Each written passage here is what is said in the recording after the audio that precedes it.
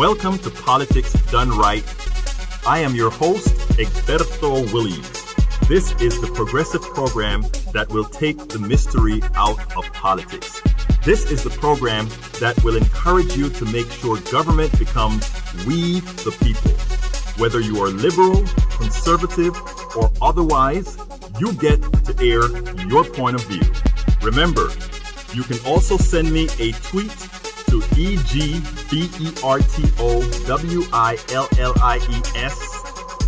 That is, at Egberto Willies. Let us engage. It is politics done right. 1, 2, 3, 4. Well, folks, welcome to one more edition of Politics and Run. I'm Egberto Willies, your host. Today, we are going to have a great program. We have a whole lot to talk about. But more importantly, today, I have the presence of Obedike Kamau. And I have a special affection for this man, especially because, let me tell you, a few years ago, I wrote the book, As I See It, Class Warfare, the Only Resort to Right-Wing Doom. And by the way, folks, today we're on Facebook Live, we're on YouTube Live, Twitch, and Periscope. So, folks, you can go find it at any one of those locations. But anyhow, Dr. Kamau over here, he had a program. What was the name of your program again, Dr. Kamau? Self-determination. And when my book came out, we met at a rally in Houston somewhere. You remember where that? Yeah, it was when the...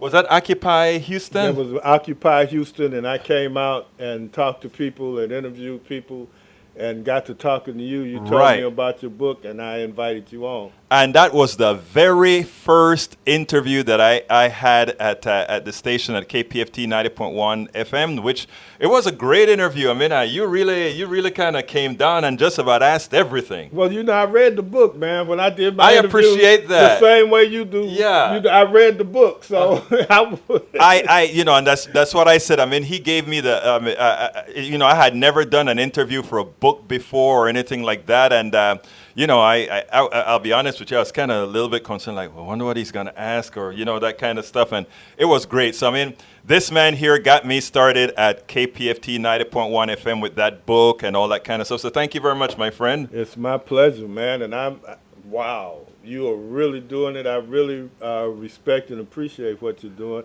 And I'm out here today as I begin to enter back into media to learn from you. So well, actually, it's a reciprocity kind of thing. We learn from each other. I learned a whole lot of stuff watching your show and taking stuff that I see from your show and other people's show and say, how best to integrate that so that we can actually get a message out. Because what is lacking, Dr. Kamau, is that there are a lot of people out there, or the corporatocracy, the big guys are all doing the media out there, but they're not serving neither our communities or other communities out there. They're not serving the people at large. And what we try to do here is we try to make sure that everybody realizes that the airspace, the media, the internet, everything really belongs to everyone. It belongs to everyone. And not only that, I think what bothers you and as well as what bothers me is the tendency, the major dominant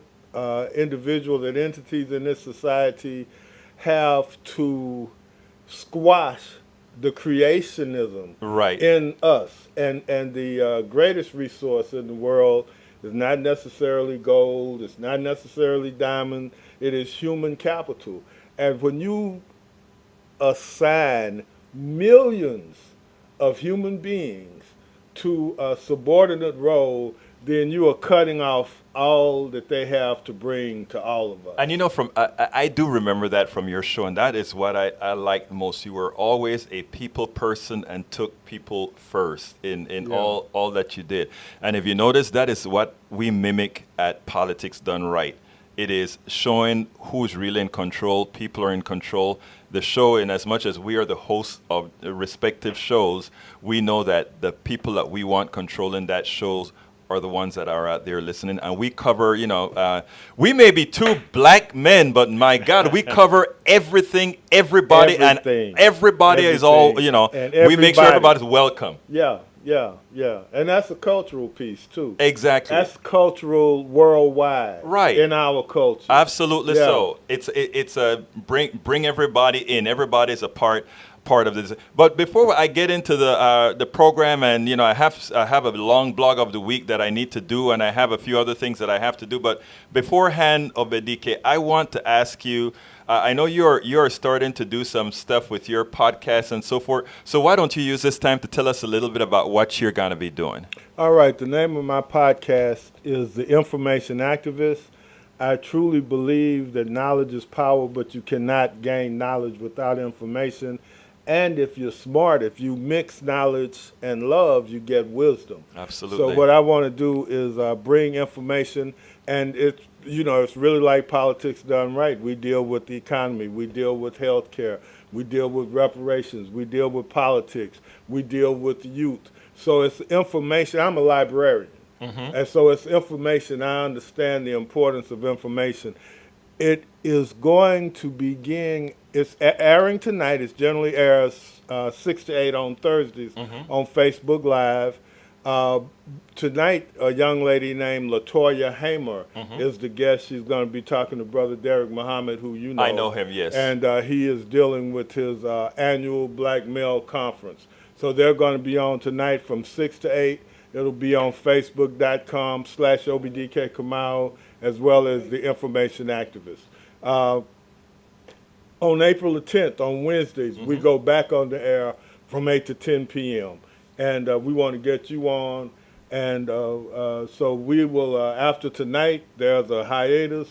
And when we come back, I plan to be more technologically astute and understand things a little better, so I can begin to utilize all of the technology that's available to bring as many people in as possible. And that's what we have to do. We all have to collaborate and make sure that we get these things happening. So I appreciate you doing there. So if you hold with me a while, I want to get to what the program is about, what I told people the program was about today. So folks, I want to remind you guys that the program today is we cannot allow anyone or anything to stop the progressive agenda. That is the goal right now. And the subtitle of the show is Many Democrats Want to Start from a Position of Incrementalism. You know what I'm talking about. Absolutely. Everybody wants to tell you smaller inch at a time. And by doing that, it has hurt us so badly. And I'll be honest with you, Obedike. I used to be an incrementalist because I always, you know how I operate. I always try to find the common ground, which I still want to find the common ground. But eventually, you have to go into stating, look, this is what's going to happen, and this is what we're going to carry people. We are looking at an outcome to such a stance, a deconstruction of incrementally created progressive policies, and that is what you see Donald Trump doing right now, incrementally deconstructing everything that President Obama did, everything. Regardless of whether it's good for his base or not. This guy is so nihilistic, man. And you just said something that is important. It doesn't matter how it affects his base.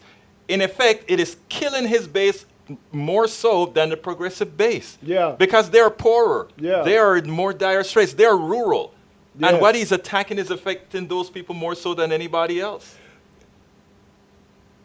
One of the things that I used to say on self-determination was that in many cases, and this is not designed to be racial, but in many cases, white people act against their own interests because of things like race. They've been played, and as long as they are played, it hurts us. That is a very, we talk about race as a social construct.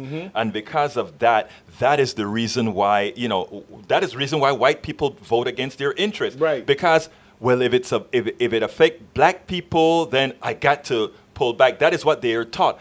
I speak to, believe it or not, you see where I live in Kingwood, right. and mostly white people. And the thing about it is when we sit down and talk frankly about the racial issues and all of that, it's amazing and it's shocking how people realize, oh my God, Egberto, I didn't realize that, or wow, yeah. It is chemically and biologically, race is almost a joke. What is it, 4%? Less, no, Yeah. it's less than that. Yeah, that's the difference. Right. But it's also the interest, economically, socially, politically, or about the same minute amount. The games that have been run on white people screw things up for everybody, including them. I could understand it if they were getting something benefit. out of it, some Right. kind of concrete benefit.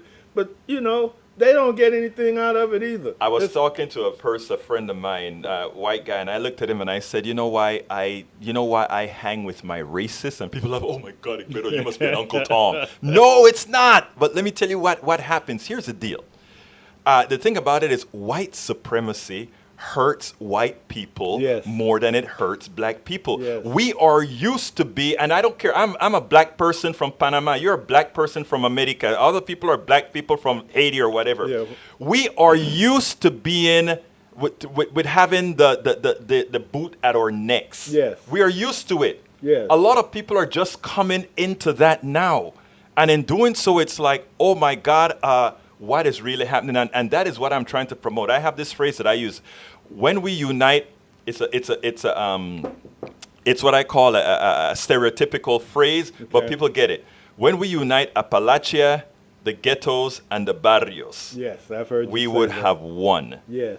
Because when all these people realize that the problems they have are so much in common, then they realize, why are we separated? And then you were mentioning, before you go, you were mentioning something important, Obedike. You said, 4% difference in between races. You can have a bigger difference between two people in the same race than two people of different races. If you look It is so into genetic- stupid, yeah, exactly. yeah, So I yeah. mean, we don't want to be getting there. Yeah, and it's if we allow ourselves to be played, then we assign ourselves to lives that we generally don't want, Right. and we allow ourselves to be played. We as my daughter used to say when she was a little girl, I don't go for the okie doke, Dad. I hear you. Yeah, And that's the truth, and then man. we go for the okie doke. No, man. and that is what we got to stop. That is what we have to stop. So, folks, we are looking at the outcome to such a stance, a deconstruction of an incrementally created progressive policies. Folks, the Democrats should win the 2020 election in a landslide, not only nationally, but statewide and locally. But they will not do that if they attempt to challenge Trump with platitudes. Trump offered a myriad of lies, many seemingly progressive, which allowed him to get votes he would not otherwise get. It is incumbent on progressives not to fall into the trap of incrementalism under the false tenet that Americans do not want bold progressive action. We must learn to listen to their wants and provide it to them. If we do that, it will be a great progressive 2020 and beyond. I mean, is that right or what? I agree with the total. So anyhow, folks, before I get back to Obedike, because we got a lot more to talk about, but you know what time it is, right? What time is it again? It's time for the weekly blog post. I have a secret to tell you. My blog post is protected at Daily Kos, so now I have to run to Daily Kos and find that thing that is currently quarantined. So bear with me as I pull it up, but I just found it. And guess what? I found it. Title of that is Obama Did What He Thought Was Best. Progressives must accept no less than Medicare for all and more. And it goes this way, folks. President Obama had a lot of obstacles in his path. As the first black president that America was not ready for, he had to play many games of appeasement. The fallacy is that his biggest obstacles were Republicans. And I want to stop there and go back to my brother here. Everybody thought, when we sit down and think, it was like, the Republicans were attacking Obama, and they told him that, their biggest thing is to make him a one-term president. But he had when he was going through Medicare for not Medicare for all, ACA. a lot of ACA, Yeah. a lot of his opposition was from Democrats. President Obama, whom I had a great deal of respect and appreciation for, is guilty of the incrementalism that you started out your piece with. Mm-hmm. And he perhaps was correct in the fact that they would not have accepted the kind of sweeping changes from him. Right. But that's no longer an excuse. Right. Obama often, did you ever watch Archie Bunker? Yes. Oh, yes. Stifle Yourself? Yes. If Obama was guilty of something, he often stifled himself. I agree wholeheartedly, and I think you're going to see some of that in here. That we think alike, brother. President Obama's signature project was healthcare. He did what it took to get it through. Progressives who have always wanted a single-payer system knew that President Obama said he wanted one too. We continue to push him lightly, but ultimately continue to move our relative criticism, less tolerance for a bar that continued to be less and less beneficial for people and more so for the corporations. Recall that health insurance stocks soared when Obamacare became the law of the land. And you know, when I say that we didn't criticize him, I am guilty. Because Obama was a black man, Me too. I knew that he had so many other hammers coming down on his head. I didn't want to be one of those hammers because I wanted to give that little bit of support that everybody, whoever you are, need at some point. Yeah. So all of us, kind of backed off. Yeah, I backed off. Even as if we well. didn't agree. Yeah, and there were, we don't even want to get into foreign policy. A Oh, lot of things God, yeah. Oh, God. I disagreed with. But domestically, as I said, incrementalism was perhaps, and well, I want you to finish your blog post, but to some degree, and he will go down as being a good president. Right. But he could have been better had he not Exactly. stifled himself. I like the word stifled himself. Yeah. I agree with you 100%, sir. We acquiesced when single payer was not even the starting point. Yes. We gave in when Democrats dropped the public option. Why? We thought we knew the president's heart. Deep inside, he supported single payer. Moreover, many of us convinced ourselves that the system would morph into a single payer system because even without a public option, the law required that insurance companies accept anyone who applied for insurance, irrespective of pre-existing conditions. That ultimately would have many of them, meaning insurance companies, bow out of the system, leading to the migration to single payer. My article titled, Obamacare is the path to single-payer universal health care, made a bold assertion. I said the following. During the Affordable Care Act debate, there was a public option that would have simulated the latter. Lobbying summarily got it removed because had it made it into the act, over a short period of time, arithmetic would prevail as the public option would be less expensive for any given plan. It would then turn Obamacare into a single-payer system by attrition. There are several different pathways to reach the same goal. It is, however, important that the paths are built. Obamacare is the path built with pebbles and stones. It is better than the mud path of years past. As riders demand a smoother path, they won't yearn for the mud path again, but for a paved road. Americans will not go back after tasting health insurance as a right with all the benefits mentioned above. Exchanges will become single-payer entities as health insurance companies are unable to demand the profits they want. Eventually, exchanges will morph into Medicare for all. The genius of Obamacare is not that it solved the problem. It is in its entirety. The genius is that it made reverting to an immoral system untenable. Boy, was I wrong. Boy, was I wrong. It made sense. But I'm wrong. Yeah, it made sense because of how many poor whites have allowed themselves to be played. Right. And how many poor whites want to go back to that mud path. So they believe until they experience it. They have short-term memories, and they don't want to accept help from it. You remember, tell the government to keep their hands off my Medicare. Exactly, yes. You know? Yes. But man, Obedike, I reread this stuff when I was writing this blog, right? And I was like, oh man, sometimes it's more than logic. And sometimes it's more than logic, Because it made sense. It was logical. It was rational. Right.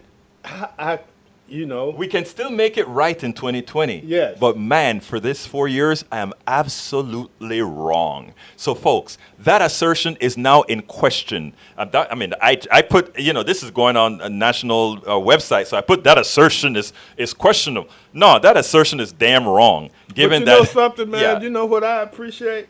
I appreciate you going back to your things and saying, I missed that one. Because I did. No, but how many people do that? Well, that is the kind of media that we want now, Yes, Obedike. That's the yes. media you are. That's the media I am. That's the Yeah. media we are going to be, because we have to be able to tell people that, you know. I mean, we are all fallible, Yeah, man. I missed that one. Yeah, I missed it. And- So you know, that assertion is now in question, given that Donald Trump and his administration are methodically deconstructing Obamacare while lying to their constituency about providing better and cheaper health insurance. Of course, there is no plan to do such. We were wrong in not treating healthcare as an existential problem that should not be tackled incrementally, because incremental construction for good in an extractive economy can be easily deconstructed when a regime that disregards the poor and middle class comes into power. And Trump is doing just that. Democrats get their own way too many times, or rather, and this is what you said. This is what you said just now, Obedike. I just said Democrats get in their own way too many times. Absolutely. You said Obama Himself. stifled himself. Yeah. Same difference. Yeah. After all, Obamacare was less than optimal not because of Republican, but because Democrats continue to carry water for the health insurance companies and the pharmaceutical companies. Many would say compromise with stakeholders is necessary. While that may be true, health industrial complex are more extortioners than stakeholders. Recently, President Obama had a meeting with a group of freshman congresspersons. Common Dreams reported the meeting as follows, and I want you to listen very well, people. This is important because this shows well, let me read it. Former President Barack Obama, this is from the Common Dreams now. Former President Barack Obama on Monday night cautioned freshman members of the U.S. House against pushing for broadly popular sweeping reforms by suggesting that voters will reject progressive policies due to their supposed high costs, despite evidence to the contrary. At a meeting organized by House Speaker Nancy Pelosi, Democrat of California, Obama told several first-term members both that they should continue to pursue bold policy agendas, but also inject the familiar right-wing and centrist canard concerning the cost of such programs.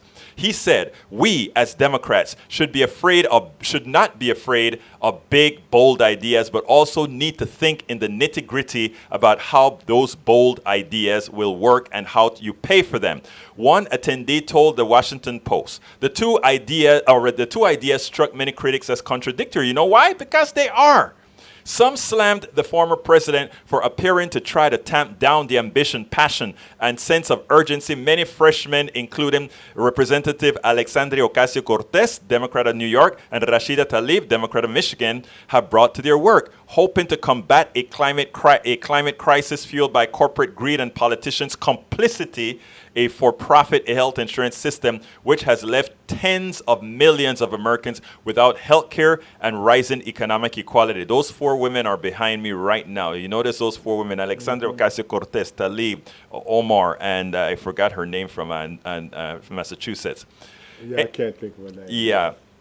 President Obama has now learned the most important, or rather, thank you for correcting me, my brother. President Obama has not learned the most important lesson of his administration. Democrats playing for the middle and appeasing corporations isn't our game. It shouldn't be, and it never wins indefinitely. It cost us 2000, 2004, 2010, 2014, 2016. It's like we never learn. I want to digress here for a second. I said it cost us all those elections, 2000, all these elections. And I said we never learn. It's not that we never learn.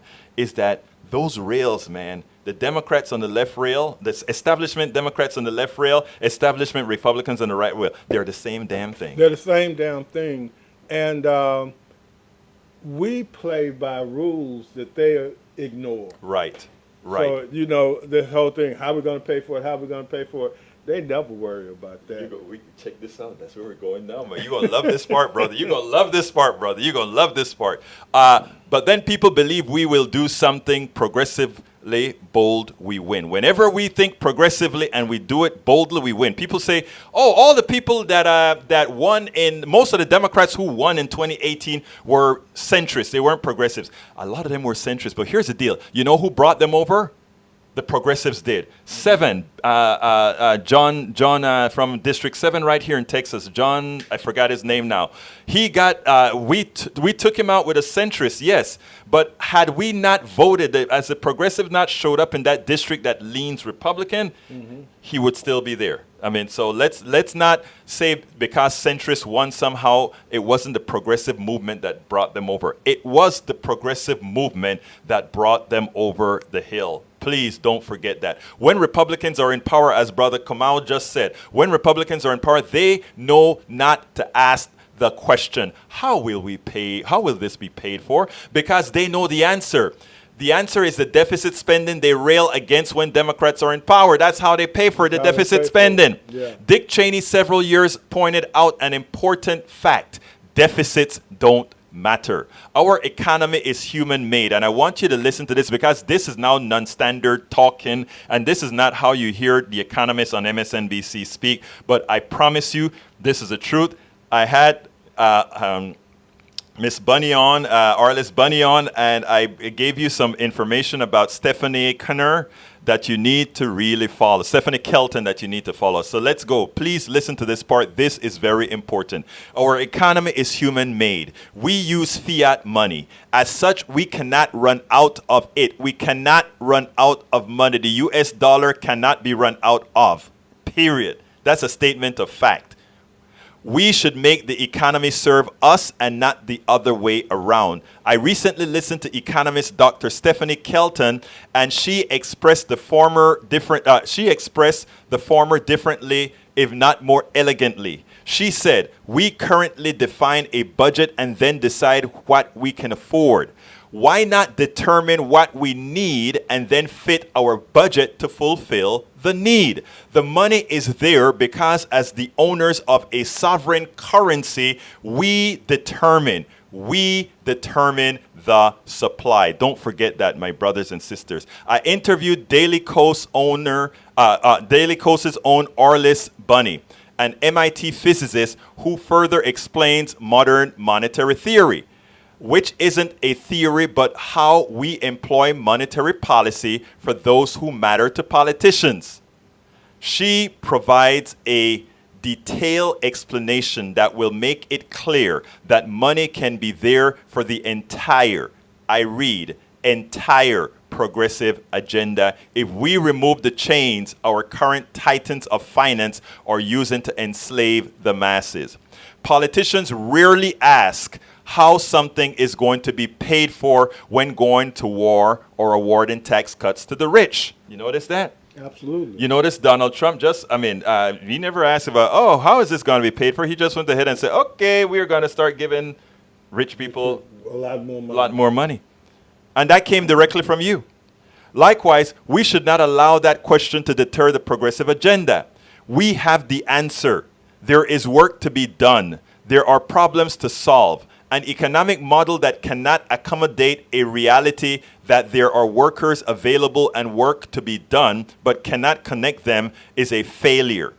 So this capitalist economy is a failure because we have a lot of potholes to fill. We have a whole lot of things to do. And if we cannot connect all those people that you see on the streets looking for a job with all the work that needs to be done, it means that economic system is a failure. And it is. It is a failure. It's a failure. Okay? So folks, remember that. I'm going to repeat that sentence one more time because it bears repeating. An economic model that cannot accommodate the reality that there are workers available and work to be done but cannot connect them is a failure. Adjust the economic model to solve the problem for all and not to enrich a few. Let's stop undermining the intelligence of Americans. Obama did what he thought was right. But incrementalism and timidity just won't do now. We now have young leaders who have the freedom to be real and articulate policies undeterred from corporate media criticism, push polls, or legacy economic fallacies. They are not owned. They are not owned by the corporatocracy. They are not owned by anybody. They are owned by the people, which means they support the people. They are not caged by the system they must defeat. They do not have their minds in chains.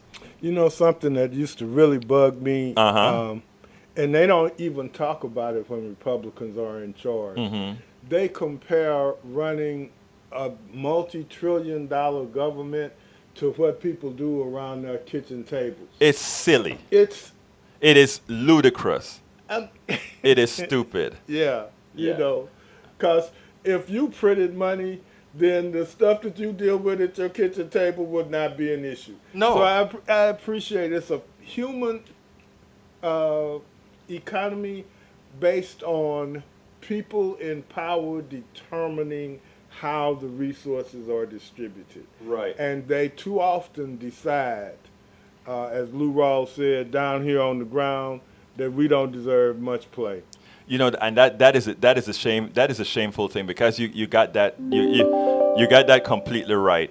But you know what, Obedike, I think I did the video here. I just processed the video just before you got here that I want to play for people because if you want to see if you want to see exactly why we are in the condition that we are in right now, and you remember we earlier mentioned about Republicans, or rather, one of the biggest problems is Democrats either appeasing Republicans, appeasing the corporatocracy, but really not looking out for the people. I want to play this, and folks, listen to this very, very well. This is, and I'm going to just kind of put this on top of us a bit, but you know I can't completely put out my brother's name here. I got to keep his name out there, Brother Kamau. But anyhow, I want you to listen to this in detail, folks. Listen to this. Some are talking about Medicare for all. Would you support that approach? I don't support that approach. If what you're talking about is the legislation that Bernie Sanders has in the Senate, that would take insurance away from 180 million people who get it through their employer, 80% of whom like it. It would take insurance away from every labor union in America that's negotiated a health care plan, and it would cost $30 trillion. I have a bill with Tim Kaine called Medicare X that would create a true public option for the American people. It actually starts in rural areas because those are places that have the least competition in insurance, and then over 3 years it migrates everywhere. And I think we've wanted a public option, or I have, since the Affordable Care Act was passed. This gives the American people a choice. It doesn't force them into a plan. It gives them an option, and it creates competition for private insurance, starting in rural areas, as I said. I think that's much closer to where the American people are than wanting to have the government take over the entire healthcare system. Dr. Kamau, Dr. Kamau, Dr. Kamau. Yes, sir. We could have taken over. That is Michael Bennett from Colorado. Michael Bennett, Democrat from Colorado. We could remove Democrat from Colorado and put in right-wing Republican from Colorado. Everything that he said there, every item that he said why he's against Medicare for all is the same arguments Republicans use against Obamacare, against the Affordable Care Act. Yes. Government takeover of the healthcare industry, losing your health insurance from your employer, labor unions losing their health insurance. I mean, I sat this morning, I was on the... 180 million people is what he said. Yes, yes. This is the problem why we have... This is why, you know, if I want to vote for a Republican, I'm not going for a Republican light. Right. If I want to vote for a conservative, I'm not going for a conservative light or somebody that's straddling the fence. I'm going to go for that person who is there, you know, who is a real thing. This guy just in effect told Americans that that Bernie Sanders and all these other people want to have government control of your health care. Now that becomes an ad from a Democrat who goes out there and says, Bernie Sanders, or rather Medicare for all, government takeover of health care, and that becomes an ad that a Democrat said that. It is shameful, I think, and tonight I write a complete blog about this, and not only is it going on egbertowillies.com, it is going on faileddemocrats.com. It's crazy. What are your thoughts? Well, I think that once again we are guilty of stifling ourselves. I think the centrist Democrats too often, Republican like, Exactly. they too often play to this mythical base that want words, that want you to say something that you don't mean. Because these people want to be taken care of. They want health care, but they want you to say that I'm not for Obamacare, I'm not for Medicare, I'm not for Medicare Right. for all. And that is it's shameful that the United States, supposedly the most advanced country in the history of the world, is doing kindergarten health care, backwards ass health care. Yes. And so Bennett is, he's out there in Colorado, so I guess he's having to deal sometimes with people who live in the mountains, but I don't understand it. And another thing that's so important, and when you talk about the new media age that we're in, it's education. Right. People don't understand that. Take the time to explain it to people, because he knows why what he's saying isn't crap. He's determined that for him to get reelected, Right. he needs to say this crap this way to pull these people with him, even if it's not good for the people that he wants to support him. It's amazing. But what is interesting of Edike is he didn't have to go there. You're right. You know, He I mean, didn't he have could have to. said, the guy asked him, "Do you support Medicare for all?" He could have used an argument that says, "Well, I think right now what we should be working on is making Obamacare or the Affordable Care Act stronger. Medicare for all is going to require big changes, and we want to make sure and take that slowly or whatever. So we don't want. I mean, we don't Yes. want to. I mean, there are a lot of ways, but what he wanted to do is he wanted to lay a mark. He was ready for that answer when they said, "Do you support Medicare for all?" He didn't come back and say, well, or whatever. He was on point. You know, right now, whenever anybody goes on to Morning Joe, there are two questions that are asked. The first one is, are you a capitalist? And the second one is, do you support Medicare for all? And whenever they ask, are you a capitalist? The answer that constantly these guys fight with is, oh, yes, I'm a capitalist. But you know who answered the question the best? Who is that? New York's governor, not New York's governor, New York's mayor, Mayor de Blasio. Yeah. He went there and they wanted to corner de Blasio, and de Blasio cornered them. De Blasio looked at them and said, he said, are you a capitalist? He said, let me tell you what I support. And then he started to enumerate all the things that he wanted. And the good things about it is all the things he enumerated are things that capitalism really frowns against. Mm-hmm. But he wasn't going to go out there and get the meme that says, I am not a capitalist. Yeah. He was going to go out there and get the meme that says, this is what I support and this is what people want. Democrats are playing a foolish game. Look, I am deep inside, I'm a democratic socialist. That's who I am. But I'm not going out there every day and saying, I'm a democratic socialist, and this is what, I mean, if you see this down here, you even see I have one of the memes for democratic socialism. But that is not my selling point. I know that most American citizens are, in fact, democratic socialists. Actions speak louder than Exactly. words.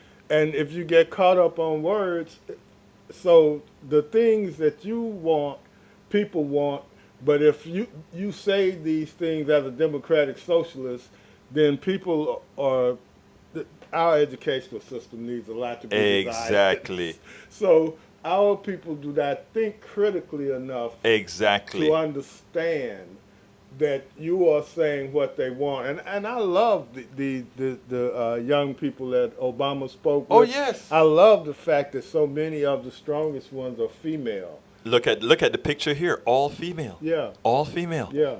And, Ocasio-Cortez, Tlaib, Omar. God, I should remember the woman's from I got to get her name in my psyche, from Massachusetts. Yeah. But I mean, they're young, they're activated, they're but fierce. and they have no fear. Yes. And that is what's important. And that's why they're making memes of these women, because they're trying to devalue them, because they know there is no fear there. They need people to not listen to them. Right. But if people listen to them, then they won't be going for the okie doke. Absolutely. So what we're saying, and we as independent media of Edike, and that is what we have to do. We have to prop up these women.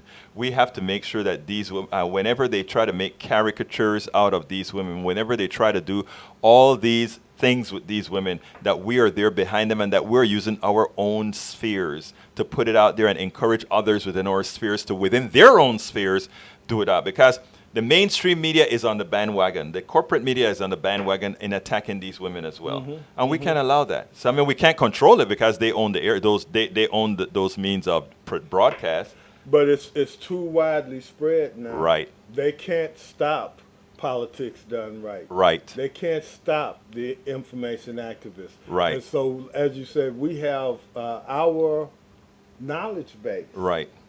requires Right. that if we get behind one of these mics, We do it. yeah. And we have to do it. Well, I have to take a little break reel here, folks, to go ahead and try to get you guys to become subscribers to Politics Done Right. So, folks, please do remember this. This is very important. Please, please, please go to patreon.com/politics done right. If you know, which we know that you do know, that the mainstream media is not giving you the whole story. In fact, sometimes the mainstream media is outright lying to you or allowing others to lie to you. What we do here is we do much better. We provide you with truth. I mean, as you see, if we make a mistake, we are the first one on the air to say, hey, we screwed up, and here is the reality of how things are. We need your support at patreon.com/politics done right. Please go to patreon.com/politics-done-right. If you just want to give a contribution, just go to politicsdoneright.com or go to egbertowillies.com and go to the PayPal button as well. This is the only way we are going to get our message out. Those of you who subscribe, you know I'm writing that new book, How to Make America Utopia. I'm looking forward to it. Yeah, I'm on chapter 3. So, I mean, chapter 1 and chapter 2 are already online. Chapter 3, I'm writing it. Oh, but it's kind of slow because, man, it's a lot of work to process video and do all this stuff. But we're going to get it out. Chapter 3 is on its way, and it will be at the site, hopefully. I keep saying a week. But anyhow, chapter 3 will be online. But guess what? So let me ask you Yes. this. Where I can go read chapters 1 and 2 now? Yes, you can read chapter 1 and 2 at our site. Yes, sir. EgbertoWillies.com. It's at egbertowillies.com. Okay. Yes. And folks, so we'll get you on the information activists. I appreciate that. I appreciate that, my friend. So, folks, go ahead and go to patreon.com, patreon.com/politics done right. Now, guess what? The book, as I see it, Class Warfare, the Only Resort to Right-Wing Doom, is already there. The entire book is online. By being a subscriber, every book that comes out of here, you get to read. So, as I see it, Class Warfare, the Only Resort to Right-Wing Doom, the full thing is online. And, of course, I've had my ups and downs with weight, and I think I've finally figured it out. And I wrote that up in Lose Weight and Be Fit Now. Say no to snake oil weight loss. Folks, by purchasing this, by subscribing, what you're doing is you're supporting. I'm trying every way I can to get folks to support Politics Done Right, to support progressive media, because we know we're doing what we have to do. It's not easy. It's not something you can really, I mean, we had activist Goldfield, Eleanor Goldfield on, and, I brought her on and I said, hey, make a plug on the show here, because, we all have to work together to support each other and try to get others to support, whoever is on here. I'm like, hey, check this out and support him too, support her too, please. We need to have a progressive base that's supported. And it's funny. She said, I made the mistake, and I said, this is Eleanor Goldfield, and she is, I wanted to say something but it's instead of saying the word, I accidentally said debt. And she said, oh, yeah, and we are in debt, too. Because that is the truth. This is not a lucrative business to be in, to be trying to get the message out. It is hard as hell. It is 18-hour days, 7 days a week. Folks, please go to patreon.com, patreon.com/politicsdoneright, and support progressive media. You would know that you are making a change in this country. So back to El Señor Obedike Kamau. But yes, Obedike, I am happy that you came out here today. I mean, I'm glad that you're getting back into the, well, it's not like you ever left the fold, because, you know, when you're always there, you know. Yeah. I was an administrator for a little while. But you were, come on, stop being modest. You ran KPFT for a while. Come on now. Yeah. You know. But this is it right here. This is where the information hits the mind. Right. And this is what really has the opportunity to make people get up off themselves and contribute to their own good health. We live in a society, Egberto, where we are generally trying to escape. You know, wow. I stole one yesterday. I'm gonna steal that one too. I like that one. I'm gonna steal that. You just lost. Well, you didn't. We'll share that one. Yeah, I like that one. Okay. So we are generally trying to escape, and we need something to. We don't deserve to escape yet. We haven't done enough. Right. We don't deserve to escape yet. So we need to do more. We need to. Our situation is so tenuous. And what we do for our children is so tenuous. I was reading something, maybe where you had legacy, you were dealing with the concept of legacy. The society that we live in seems to want to take the concept of legacy away from you if you're not in the upper class. Right. I mean, I agree with that. So you start over with every generation. I mean, it's crazy. It is crazy, and that is what we, you know. But I had an article that I wrote a few years back, and every so often I go ahead and I put it back into the on Facebook and these other places, and I call it. I call that article "Americans Need to Assert Their Worth." Yes. Because I think what has happened in the country is we have so many pressures telling us that we don't deserve this, or, you know, I mean, it is like, you know, I mean, Jeff Bezos is worth $160 billion, right? And I have people that, to put it bluntly, that don't have a you-know-what to do you-know-what to do you-know-what in, defending that Jeff Bezos worked hard to make that $160 billion. And I give a story. It's a small world, right? I got into software programming and the websites at the inception of all of this. And, you know, I've been programming for a long time, software programming for a long time, and I came up with this thing, a cart program. Or not, I didn't come up with it. I was writing a cart program. And to a shopping cart, you know how you go online and you shop in cart. Right. And I was going to write it as a commercial venture that I was going to do and make a, you know, supposed to make some money off of it. And it turned out that, guess what? Amazon patented one click. So when you go to shop at Amazon.com and you go ahead and there's this way to buy product at Amazon that's called one click. You click on it and you go ahead and you buy the stuff right away. They patent that, which means I couldn't go out there and write my product with that sort of feature because Amazon stopped everybody on the planet from doing that. Okay? You want to know how they make money. You take a look at all these, you know, I write a whole lot of software. All them books are software that I wrote. And check it out. I have not attempted to stop anybody from writing software. From writing the kind of codes. In fact, it's funny because I found code in other people's stuff that I originally made. And how do I know that? Because a particular chip that I was writing to, I did some funny things on it, and those still same funny things appear in the code. And did I go ahead and said sue or no? Because, you know, I mean, we are not super capitalist folk that want to. I mean, it's hey. A lot of us can have the same idea. Right. Because in the ethos, the ideas are there, and we can all have access to them. Why not? Yeah. But yeah, you're right. So he patented it, and it prevents other people from utilizing something that he probably stole Yes, in the first place. in the first. Well, you know the story of Apple. You know, they sued Microsoft because of the window interface when it turned out that Xerox is the one who came up with the window interface. I mean, it's funny. Then we have the things like with the farmer. A farmer owns his land and he grows his corn every single month and he plants it. He keeps some of his seeds to plant the next month. And somehow Monsanto now create genetically modified seeds. The farmer next to him starts to use the genetically modified seeds. The pollen blows over to farmer number one's plot. And now his corn kernels are genetically modified.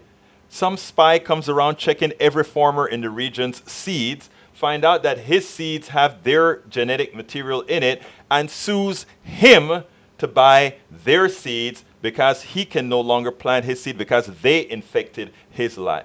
My thing is, I never understood why Copywriting seeds. Imagine that, yes. And here's the fun, patenting, not copywriting, patenting seed. Yeah. And here's the funny thing, Obedike, what it means now is they've also created seeds that can't reproduce. So you can now buy corn that you can't plant the seed and get another piece of corn out of it. So that you have to go back to Monsanto or the makers of the seed that have the seed that has the code in it that can reproduce once. I mean, talking about This corporate government control. protects us. That's my point. This government protects And us. so what, you know, and the thing about it, Obedike, is most Americans don't know these things, right? Right. So whenever you have guys like us saying, the corporations are doing this and that, there you go again, attacking the corporation. My daddy works for the corporation. I work for the corporation. They're human. Exactly, right. And they're, what is it called? Personhood. Yeah, it's crazy. So, I mean, folks, it is important for us to understand what is going on here. It is so important for us to understand what is going on here. And that is something that is not easily understood. So, folks, I'd like you to really go ahead and the programs that we do here, please remember it is imperative that you share them. And why is it imperative that you share them? Because that is the only way. That is the only way we are going to make a difference. The only way we are going to make a difference is if you go out there and you not only share our stuff, you make sure people know that the stuff is available, that the stuff is out there.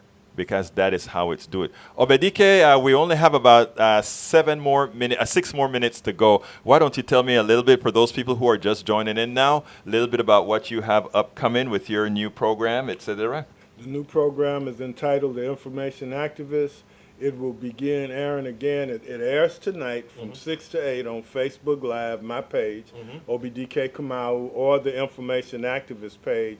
I have a young millennial woman, very sharp, Latoya Hamer, who is doing the guest host, and her guest is Brother Derek Muhammad, and several of the presenters for his Smarten Up, which is his annual Black Male Conference, which occurs this weekend. We go back on the air April the 10th from 8 to 10. We'll be on Facebook Live and several other places. I'm over here to get tutored. Thank you for involving me in the show, but I'm over here to get tutored so I can be more effective when we come back out. April 10th, 8 to 10, the Information Activist. Look, we tutor each other. Let's make sure and let the audience know that we tutor each other. We all, and that is what it's all about. We all have to collaborate to move this movement. All of us have to collaborate with each other. It's not a thing about you can do it alone. Nobody is an island. You have to collaborate. And I tell you what, I collaborate with everybody that I can. And we've been trying to put a network of activists, a network of independent journalists together. Let's get it done. If you have interest or whatever, that is what we want to have done. One last quick pleading, please, folks. Remember, go to patreon.com/politicsdoneright. Again, that is patreon.com/politicsdoneright. Those of you who subscribe can read How to Make America Utopia online. I'm still at chapter 1 and 2. 1 and 2 is already posted. Subsequently, we'll post chapter 3 and the other chapters. The table of content is out there as well. On the site already, fully loaded, ready to read, is As I See It, Class Warfare, the Only Resort to Right-Wing Doom. That stuff that you just heard me talk to Obedike about, patents and all of that, it forms a part of that book. A lot more about the defense industrial complex, the health industrial complex, and in a manner that you can easily understand, so that you can understand how much so that the corporatocracy is pilfering us. And the third book, of course, I've lost quite a bit of weight in the last few years, and I think I found a way how you keep it off, how you stay healthy. Well, I try to stay healthy best I can, and I think it was something that, hey, I can offer that and sort of use it as a way to get you guys to subscribe, to support our progressive movement, support. We need the money to support the movement. Bluntly, that's just the bottom line. We need the movement. So all these things that I'm offering here is to get some money so that I can continue doing all the things that we're doing. And by the way, anybody who wants a bumper sticker, Politics Done Right bumper sticker, just drop me a line. Just drop me a line at go to info@politicsdoneright.com. Drop me a line and I'll send you a bumper sticker. Lose my mind. I'll send you a bumper sticker for you to go ahead and put on your car, put on your friend's car. We need to get exposure. We need to get all these things done. So let's get busy and do it. Go to patreon.com/politicsdoneright, patreon.com/politicsdoneright. If you just want to contribute, please go to politicsdoneright.com and hit that donate button, or hit that PayPal button, or whatever button you want to hit out there. Look, it is my great pleasure to be here with one of my great mentors here, El Señor Obedike Kamau. Thank you so kindly for coming up, my brother, to being out here. This is the first time that you came into the studio. Yes, I hope it's not your last. I know it's sort of a drive, but I live in Houston, Texas. Everything is a drive, right? Everything is a drive. Everything's a drive. Folks, thank you so kindly for having listened to the show. You know how I'm going to end this baby. First of all, thank you again, Obedike Kamau, for coming out. Dr. Kamau, thank you so kindly for coming out. My name is Egberto Willis. You know how I'm going to end this baby. No, that's not how I do it. I do it this way. This is Politics Done Right. My name is Egberto Willis, and you know how I end this baby? I am what? And I click on that and say, out! Peace.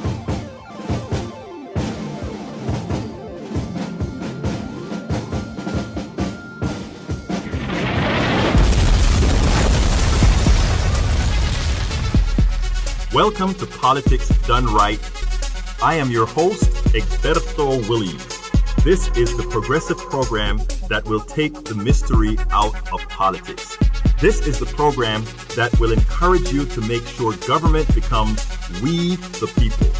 Whether you are liberal, conservative, or otherwise, you get to air your point of view. Remember, you can also send me a tweet to EGBERTOWILLIES. That is, at Egberto Willies. Let us engage. It is Politics Done Right. 1, 2, 3, 4.